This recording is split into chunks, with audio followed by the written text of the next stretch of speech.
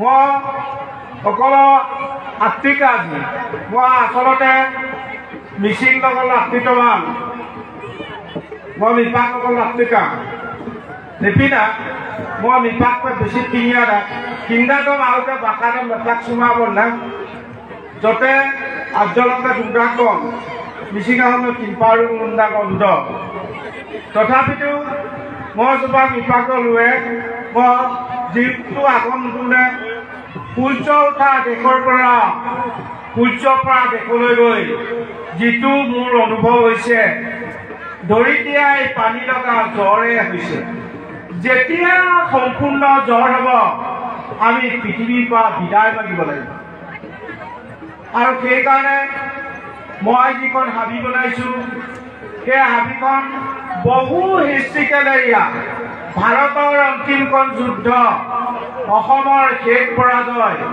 সেই মোৰ হাবিতে আছিল মহগড়গুটি নামৰ ঠাই ব্ৰিটিছ আৰু ম্যানমাৰ তয়াময়া ৰং লাগিছিল 1826 খ্ৰীষ্টাব্দৰ 24 ফেব্ৰুৱাৰীনা সেই সময়ত বৰ অসম আছিল সেইদিনাই ব্ৰিটিছৰ অধীনলৈ গৈছিল আপোনালোকে জানিব ভাৰতবৰ্ষত ব্ৰিটিছে 200 বছৰ ৰাজত্ব কৰিছিল কিন্তু উত্তৰ পূৰ্বাঞ্চলত 125 বছৰে কৰিছিল তাতে মই জন্ম হৈছিলোঁ ককিলামুখ বৰগুপতে তাত দেখিছিলোঁ সৰুতে ব্ৰিটিছৰ দিনৰ জাহাজ ঢাকা হৈ কলিকতাৰ বস্তু অনা নিয়া কৰে ককিলামুখ বৰগুপতে উঠাই আৰু উজনি অসমৰ প্ৰথম ৰেল ষ্টেচন যোৰহাট জেপিআৰ আছিল তাতে বস্তুবোৰ নি আপাৰ আছামটো ডিষ্ট্ৰিবিউশ্যন কৰিছিল দুৰ্ভাগ্যবশতঃ 1965 চনৰ পৰা 1970 চনৰ ভিতৰত সেই আমাৰ গাঁও মহগড়গুটি জাহাজ ঘাট আৰু ৰেলৱে ষ্টেচনটো ব্ৰহ্মপুত্ৰৰ বুকত 10 কিলোমিটাৰ যা গ'ল যাৰ বাবে মানুহবোৰ চেডেলি বেলি হৈ গ'ল জেলি জেলি গুচি গ'ল আমাৰ ঘৰটো আহিল মাজুলী ফুলনিতে মই গ'লো যোৰহাট 10 বছৰ পেষ্টাৰ অনিল বৰঠাকুৰৰ ঘৰত থাকি তাত তৃতীয়মান শ্ৰেণীৰ পৰা পঢ়িছিলোঁ য'ত পঢ়িছিলোঁ তাৰ এজন বিজ্ঞানী আছিল তেখেত এতিয়া 96 বছৰ বয়স হ'ল এতিয়া জীৱিত অৱস্থাত আছে তেখেতৰ নাম কৃষি বিজ্ঞানী হ'লেও বুটানিকেল আছে আমাক তৃতীয় শ্ৰেণীৰ পৰা শিকাইছিল গছ পুলি ৰুলে নহ'ব গছ পুলি ৰুই প্ৰতিপালন কৰি ডাঙৰ দীঘল কৰা গছৰ গুণাগুণ আৰু গছৰ নাম জানিব লাগে সেইদৰে আমাক হাতে কামে কৰি দেখুৱাই শিকাইছিল আৰু তেতিয়া পাণ পুলি ৰুবলৈ দিয়ে পাণ পুলিটো চবৰে হাতত নহয় আগত ডাকৰ বছৰত আছে একে আইনে ধান 3 খাওনে পাণ 3টা খাওননে পাণ ছিঙিব পাৰে কিন্তু মোৰটো উল্টা হৈ গৈছিল একেটা খাওনতে পাণ ছিঙি খাব পাৰে সেইকাৰণে কেইজন বিজ্ঞানী এদিন স্কুলে যাওঁতে মোক মাতি আহি ক'লে তই এইফালে আছোন তই হাতটো চাওঁ তেতিয়া মোক কৈছিল তই এইটো কামকে কৰিবি এদিন পৃথিৱীৰ আদৰ্শবান হবি আৰু এইবোৰ কৰোঁতে চাবি কুকুৰে বকি থাকে হাতীয়ে ঘূৰি নাচায় তোৰ কামটোহে তই কৰিবি সেইদৰে উৎসাহ উদ্দীপনা দি 79ত যেতিয়া প্ৰলয়ংকৰী বানপানী হ'ল তেতিয়া চীন দেশৰ পৰা অৰুণাচলৰ পৰা জাবৰ জোঁথৰ আহি সেই আমাৰ খৰাঙীয়া 10 কিলোমিটাৰ ঠাইত দমদমীয়া বালি হ'ল যাৰ বিনিময়ত সেই জাবৰটো লাগি ধৰিছিল তাত শতাধিক হাঁহ পাইছিল হাঁহ পাওঁতে মোৰ জেঠ মাহত আগত 12 মাৰে সেই বছৰ 23 মাৰিছিল যাৰ বিনিময়ত তাত শতাধিক হাঁহ মৃত্যুমুখত পৰিছিল তেতিয়া মোৰ 13-14 বছৰ বয়স আছিল খুব দুখ লাগিছিল আমিওতো এনেকৈ মৰিব লাগিব সেইকাৰণে হাঁহ নমৰিবৰ কাৰণে নিশ্চয় 5 কিলোমিটাৰ আঁতৰত দেউৰী সম্প্ৰদায়ৰ লোকসকল আছে আইতা ককাহঁতক সুধিলোঁ যে গছবোৰ মৰি গ'ল গছ নমৰাৰ কিবা ব্যৱস্থা আছেনে তেতিয়া আইতা ককাহঁতে কৈছিল বিশ্বৰ এটাইতকৈ ওখ গাঁটো ৰুবলৈ কৈছে মই তেতিয়া বুজি পোৱা নাই আৰু তেতিয়া মোক বুজাইছিল আইতা ককাহঁতে যে তই পৃথিৱীৰ এটাইতকৈ ওখ গাঁটো হৈছে বাঁহ ৰুলে ছাঁ হ'ব ছাঁ হ'লে সাপ নমৰিব আৰু তই গছ পুলি গৈ থাক তেওঁলোকে 50টা বাঁহৰ মূৰা 25টা বাঁহ দিছিল সাপ মৰা ঠাইতে 50টা মাটি কলহ কিনি আনি তাত ফুটা কৰি ধান খেৰ 5 দিন অন্তৰে পানী দি বাং লহপহকৈ উঠিছিল আৰু তাত গছ পুলিবোৰ যেতিয়া গজালি আহিবলৈ গছ পুলি ৰুওঁতে 30 বছৰত 550 হেক্টৰ দিন 4050 বিঘা চিৰসেউজীয়া হৈ গ'ল। যেতিয়া গছবোৰ ডাঙৰ হৈ গ'ল, শতাধিক হৰিণ আহিল। হৰিণ অহাৰ লগে লগে ঢেকীয়াপুতীয়া বাঘ আহিল, গড় আহিল আৰু হাতী আহিল, বনৰীয়া ম'হ আহিল। এতিয়া সেই হাতীখন চাবলৈ বিশ্বৰ বিভিন্ন দেশৰ মানুহ সেই হাতীখন চাবলৈ খুব আহে। এইকাৰণে মোক সেই হাতীখন দেখি অসমৰ সংবাদ মাধ্যমক সেইকাৰণে ধন্যবাদ জনাওঁ। বহুত দুখ কষ্ট অতিক্ৰম কৰি 18 কিলোমিটাৰ হাতীত খোজকাঢ়ি গৈ মোক আৱিষ্কাৰ কৰিছে। প্ৰথম দিনা মই চোৰাং চিকাৰী বুলি ভাবিছিলোঁ, 7জন বনাইছে, সেইজনে হাতীত সোমাবলৈ দিয়া নাই। সেইদিনাই 9টাকৈ গৰু বাঘে মাৰিছে, 3টা গড় আছে, 150 হাতী আছে, সেইকাৰণে তেওঁলোকক সোমাবলৈ দিয়া নহ'ল। পিছদিনা মাঘৰ বিহু আছিল। মাঘৰ বিহুৰ দিনাখন মোক এখন অসমীয়া ফুলাম গামোচা, চেলেং চাদৰ, 500 টকা আৰু প্ৰমাণ পত্ৰ দি কৈছিল যে আপুনি বহুত ভাল কাম কৰিছে, আপোনাৰ লগত আমিবোৰ আছো। সেই আৰ্টিকুলটো লিখোঁতে 2 বছৰ সময় লৈছিল। শদিয়াৰ পৰা ধুবুৰীলৈ ফৰেষ্ট ডিপাৰ্টমেণ্টৰ লগত সংবাদ মাধ্যমে আলোচনা কৰি ফৰেষ্ট ডিপাৰ্টমেণ্টে ক'লে যে এইটো আমাৰ ৰেভিনিউ নপৰে, অকলে কৰা হয়। এতিয়া 2010 চনৰ 25 জানুৱাৰী না দৈনিক জনমভূমিত জিতু কলিতাই লিখা আৰ্টিকুলটো লিখাৰ লগে লগে তেতিয়া মোক DY 365 দূৰদৰ্শনৰ টাইমছ অফ ইণ্ডিয়াই আৰ্টিকুল লিখাৰ লগে লগে জৱাহৰলাল ইউনিভাৰ্চিটিয়ে 3 দিন 3 ৰাতি প্ৰতিটো গছ-গছনি, চৰাই-চিৰিকটি, জীৱ-জন্তু অধ্যয়ন কৰিছিল আৰু ৰাতি টাইটল দিছিল ভাৰতৰ অৰণ্য মানৱ ফৰেষ্টমেন অফ ইণ্ডিয়া টাইটল দিছিল। তেতিয়া দিনতে কৈছিলোঁ মই মিচিং জনগোষ্ঠীৰ মানুহ, গতিকে গধূলি আপোনে বাতি খাওঁ আৰু এতিয়াতো 7 দিন হ'ল খাবলৈ পোৱা নাই। তেতিয়া আৰু মোক 5000 দি বটল এটা কিনি আনি আকৌ খুৱাই লৈও অধ্যয়ন কৰি পেলাই সেই টাইটলটো দিছিল। যাই হওক অসমলৈ আহিলোঁ। অসমলৈ আহি দেখিলোঁ লখিমপুৰ গাৰ্লছ কলেজৰ ছাত্ৰীসকল ৰৈ আছে মৰিয়নি অঞ্চলত। ছাৰ আপুনি আমাৰ তালৈ যাব লাগিব। তেওঁলোকে ইয়ালৈ আহি সম্বোধনা জনালে। প্ৰথম ভাৰতত লখিমপুৰ গাৰ্লছ কলেজে তাত সম্বোধনা জনাই থাকোঁতে বমবেলে আমন্ত্ৰণ কৰিলে চন্দ্ৰ মুখানন হলত। তাত পিছদিনা আকৌ তাত গুচি গৈছিলোঁ। গুচি গৈ তাত APJ আব্দুল কালাম ছাৰে মূৰত হাত দি কৈছিল মিচিং জনগোষ্ঠীত জন্ম লাভ কৰি বিশ্বৰ আটাইতকৈ ভাল কাম কৰাৰ কাৰণে তোমাক 60 কেজি ডাইনোচৰ 2.5 টকা চেক দিছোঁ। विश्ववासी कानून को आपका subject and school and college university बड़ा बड़ा मीटिंग में मौत चाहिए। ये नहीं इंडिया में इन्वाइट करेगा जाने पाएगा, ऐसे ही नहीं ऑल ओवर वर्ल्ड जब इन्वाइट कर जान मैं 3 दिन पीछे पर विदेश यात्रा আজিলৈকে प्रथम যেতিয়া विदेश यात्रा হৈছে তেতিয়া মোৰ পাছপোৰ্ট ভিসা নাই, মই কেনেকৈ যাম। ফ্ৰান্সৰ পৰা যেতিয়া চিঠি দিছে তেতিয়া মই ক'লো মোৰ ডকুমেণ্ট না মই যাব নোৱাৰিম। তেতিয়া আকৌ ভাৰত চৰকাৰলৈ নিৰ্দেশনা জাৰি কৰিলে যে সেইজন মানুহকে মোক লাগে, আমাক লাগে। তেতিয়া আৰু যোৱাবাৰ উপায়ুক্তই সকলোখিনি ঠিক ঠাক কৰি পাছপোৰ্ট ভিসা ক'লে দুদিনৰ আগতে কলিকতালৈ যাব লাগিব, কলিকতাত আপোনাক পাছপোৰ্ট ভিসা দিব। যেতিয়া কলিকতা পালোঁ পাছপোৰ্ট ভিসা দিছে তেতিয়া ভয় লাগিছে। বিদেশলৈ গৈ পোৱা নাই, প্লেনত উঠি পোৱা নাই, মৰিম নে বাচিম তেনেকুৱা লাগিছে। তেতিয়া এইখন প্লেনত 450টা চিট আছিল।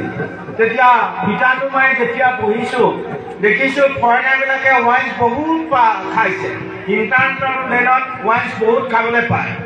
মই আৰু মনতে ভয়টো গুচাবৰ কাৰণে কলিকতাৰ পৰা আৰৱৰ দহালৈ 3 বটল, আৰৱৰ দহাৰ পৰা ছুইজাৰলেণ্ড জেনিভালৈ 2 বটল খাই যেনে তেনে ফ্ৰান্স পাইছোঁ।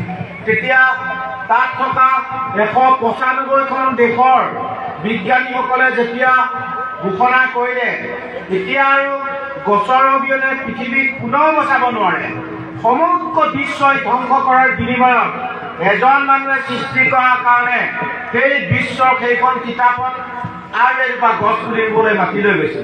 গছজোপা এতিয়া সেইটো 28 ফুট ওখ ফাৰ্মাচী আছিলে। যাই নাম তেনেকুৱাবিলাক ভাৰতলৈ মই আকৌ ঘূৰি আহি ভাৰতৰ বিভিন্ন স্কুল কলেজ ইউনিভাৰ্চিটিবিলাকত গৈ মই দেখিছোঁ যে 1972 চনতে ছুইডেনৰ ষ্টকত 113খন ৰাষ্ট্ৰই ঘোষণা কৰিছিল। তেতিয়াই জলবায়ু পৰিৱৰ্তন হৈছে। ভাৰতবৰ্ষত 1973 চনত পাঠ্যক্ৰমত সোমাই ল'লে। 1974 চনৰ পৰা বিশ্ব পৰিৱেশ দিৱসৰ 5 জুনটোত ভাৰতৰ বিভিন্ন স্কুল কলেজত মই গৈ দেখিছোঁ একেটা গাঁততে বিশ্ব পৰিৱেশ দিৱস পালন কৰে, গছ এজোপাও নাই। ভাৰতীয় শিক্ষাটো এনেকুৱা নেকি? ডাঙৰবোৰে গছ কাটে, সৰু সৰু ল'ৰা ছোৱালীক গছ পুলিও উঘালি জান মৰা। সেইদিনাৰ পৰা যদি উঘালিও নিদিলেহেঁতেন একে জেগাত থকা হ'লে ইমান গোলকীয় উষ্ণতাৰ উদ্ধাৰ নকৰিলে।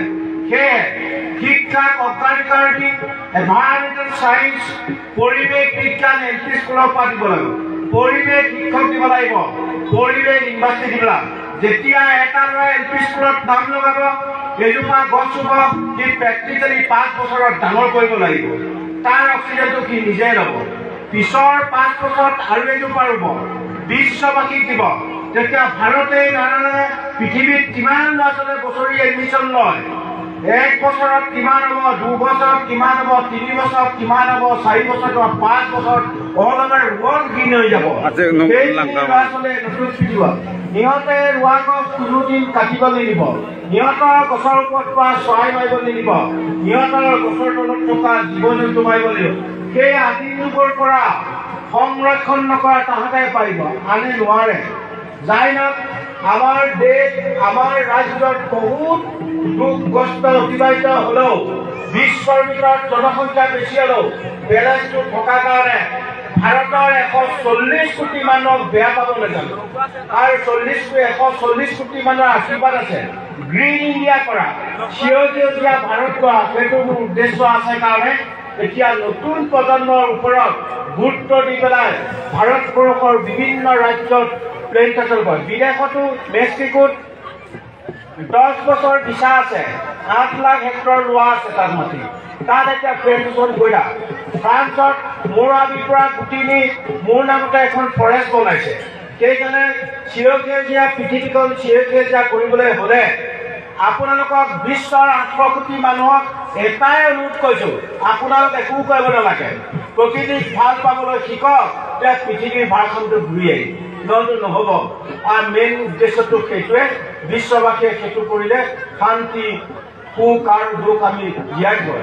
আৰু ইয়াত আমাৰ চাইনেচাৰ আছে, আপুনিও বা ৰবীন্দ্ৰ বা শিক্ষামন্ত্ৰীক বা হিমন্তক ক'ব যে এতিয়া গৰম বন্ধটো উঠাই প্ৰকৃতিৰ লগত সমন্বয় ৰাখি গৰম বন্ধ দিব লাগিব। যোৱা বছৰ লখিমপুৰতে 5টা ল'ৰা ছোৱালী মৰিলে স্কুললৈ যাওঁতে। যেতিয়া গৰম বন্ধ দিয়ে কম্বল লৈ শুব লাগে। আৰু আগষ্ট ছেপ্টেম্বৰত প্ৰখৰ ৰ'দত স্কুললৈ যাওঁতে সেয়েহে ছাত্ৰ ছাত্ৰীক লৈ পাখা খেলিব নালাগে। মোবাইলত দিব, টিভিত দিব। যিহেতু জানো অহা বছৰলৈ ভাৰতবৰ্ষত আমাৰ অসমত বিশেষকৈ উত্তৰ পূৰ্বাঞ্চলত 52 ডিগ্ৰী হ'ব।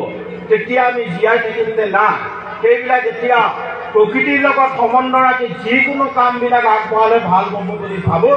আৰু জংকি পানেই ইয়াত যিটো কলাক্ষেত্ৰ বনালে, দশেৰাখন বনাওঁতে যাতে শুদ্ধকে বনায়, কাৰণ অশুদ্ধ হৈ আজি মাজুলীক বিশ্ব ঐতিহ্যমণ্ডিত ঘোষণাৰ বিশ্বৰ দলত আজি আমি কলাক্ষেত্ৰ বনাই ভাৰত চৰকাৰৰ পৰা ল'ব লাগিব।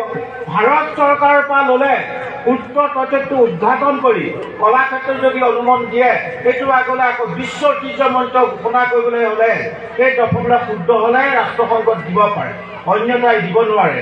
সেইকাৰণে আশা ৰাখিছোঁ দশেৰাবোৰ বনাওঁতে সেই ক্ষেত্ৰত কোনবোৰ মানুহ এনভলভ থাকে সেইবিলাকক মাতি বনালে মানে এই সোৱণশিৰি জংকি পানে কলাক্ষেত্ৰটো খুব সুন্দৰ হ'ব বুলি মই ভাবোঁ। যিহেতু পৰিৱেশটো বৰ ভাল আৰু গছ গছনিৰে ভৰোৱা, সেইকাৰণে আমাৰ ছাত্ৰ ছাত্ৰী কৰ্ণেল নিউজুৰিঙা জংকি পানে মিয়ানাৰায়ণৰ পৰা ভাল পোৱা কৰি হৈছিল। ইজেন বা যোৰহাট নগৰত স্কুলত গৈ পঢ়োৱা নাছিলে, ৰুঙিয়ামাৰাতে দুগে না প্ৰকৃতিৰ লগত থাকি ভাল পাতৰ প্ৰকৃতিৰ পৰাই শিকিছিল তাহাঁতে সেইকাৰণে মনুকা জনগোষ্ঠীৰ মানুহ এতিয়া মিচিং জনগোষ্ঠী নদী কাষত থাকে সকলোৱে জানে প্ৰকৃতিৰ পৰা লয় প্ৰকৃতিক দিয়ে অদলা আৰু সুন্দৰ অসমখন জনগোষ্ঠীয় মানুহে যে মিচিং জনগোষ্ঠী আৰু বহুত চহকী ভাৰতৰ ভিতৰত উত্তৰ পূৰ্বাঞ্চলৰ জনগোষ্ঠীৰ মানুহৰ বয়ন শিল্প এটাতকৈ চহকী অন্যান্য ৰাজ্যবিলাকত নহয় কাৰণ মই ভাৰতৰ বিভিন্ন ৰাজ্যবিলাকত আৰু ভাৰতৰ ট্ৰাইবেলেশ্যনটো যাওঁ সেইবিলাক মই দেখি পেলাই সকলোখিনি যাওঁ দেখিলে মানে বেয়া লাগে আমাৰ ভুলতে তোমালোকৰ বহুত দুখ কষ্ট অতিবাহিত হৈছে আৰু শিক্ষানীতিত যিমান থাকক ইয়াত বহুতখিনি শিক্ষক শিক্ষয়িত্ৰী আছে ঘৰবোৰ বনাওঁতে দিগ্গমানী আঁচনি প্ৰস্তুত কৰি মাটি অধিগ্ৰহণ নকৰাকৈ বনাব লাগিব 5 মহল 10 মহল ওপৰত ভেটিটো বনাই ল'ব লাগে চৰকাৰে যিমান অনুদান দিব সিমান ওপৰলৈ বনাই গৈ থাকিব মাটি অধিগ্ৰহণ মানে গছ কটা আৰু এতিয়া এটাতকৈ দুখ লাগে ভাৰতৰ ভিতৰত অসমে 1 নম্বৰ গছ কটা তাৰপিছত মহাৰাষ্ট্ৰ 2 নম্বৰ আৰু অৰুণাচল 3 নম্বৰ আমি নম্বৰ পাইছোঁ কম ভাল নম্বৰ পাইছোঁনে এটা ফাৰ্ষ্ট ক্লাছ পাছ আমাতকৈ ভাল মানুহ আছেনে বাৰু সেইকাৰণে সকলো চিন্তা চৰ্চাবোৰ চিন্তা কৰি আপোনালোকে দিগ্গমানী আঁচনি প্ৰস্তুত কৰি স্কুল কলেজ ইউনিভাৰ্চিটি ঘৰৰ পৰা শিকায় স্কুলবিলাকত এল পি স্কুলৰ পৰা শিকায় যে অকল ল'ৰা ছোৱালীৰ আগত গছ কেইজোপা কাটিহে ঘৰটো বনাইছে এতিয়া ল'ৰা ছোৱালীয়ে গছ কাটিব লাগে বুলিয়ে শিকিলে কিন্তু গছ ৰুব লাগে বুলি নাই শিকা এই গছ কটা অভ্যাসটো এল পি স্কুলৰ পৰা আছে আৰু সেইদৰে ঘৰৰ পৰা আছে ঘৰত কিয় ককাই ভাই 4টা যে ককাই ভাইকেইটাই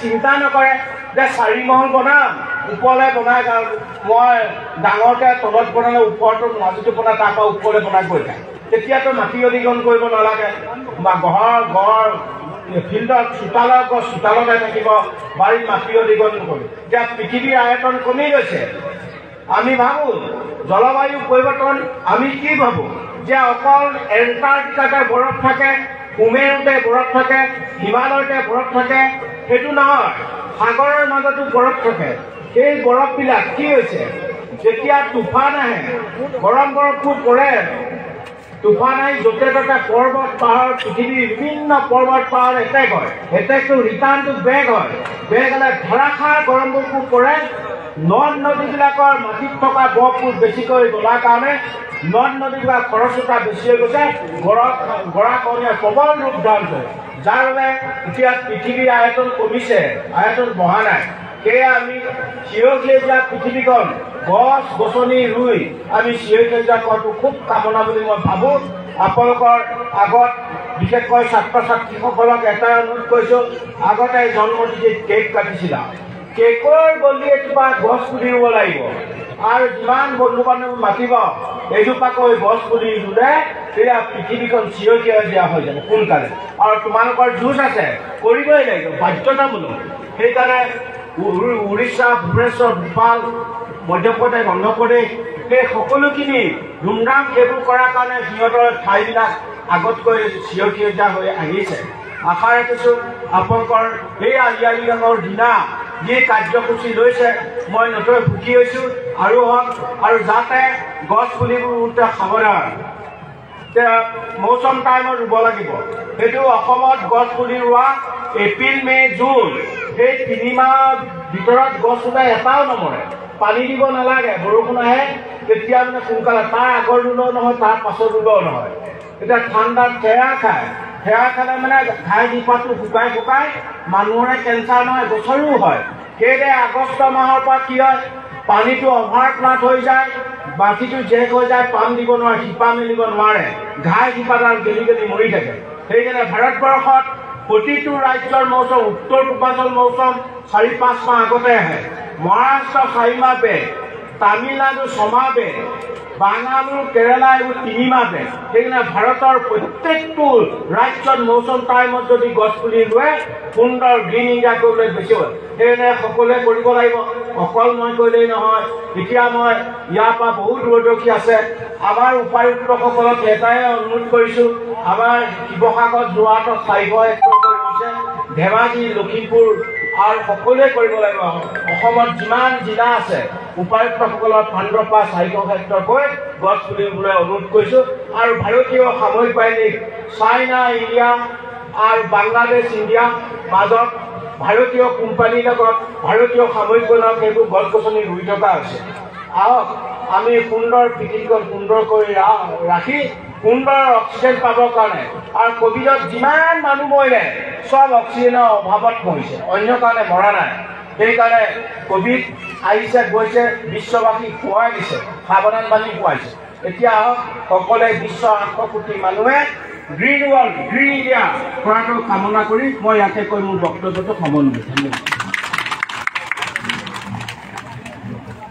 Appunga dapat pain sarga doina tatoi bu opama utun appunga ikindum kachen dupa sium bu kagondam tagiela boag jetso appunga jate soni ko aina isinu lelakku seko se mangabla kagondam tattoji isin kamamulo taniye purama emno odak lagana chauko din appunga lekoda dapat pain sarko loto Betul apa kau pilihlah ombor nangka zona itu. Mulu baraso, mulu kagum lumana tanya ke itu ada jauh kemudian 2 minit.